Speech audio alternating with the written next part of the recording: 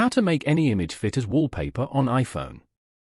To get started, first of all go ahead and open up the Photos application on your phone. The iPhone Photos app allows users to view, organize, and interact with their media library. Here, you can view all the photos and videos on your phone. Open any photo from here.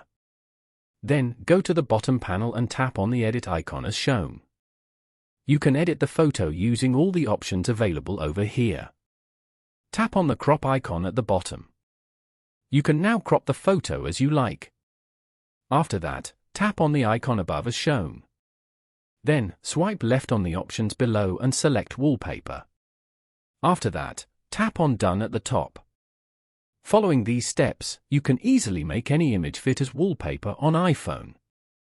Thank you for watching. Please leave a like if this tutorial helped you, or leave a comment below if you have any questions related to the video.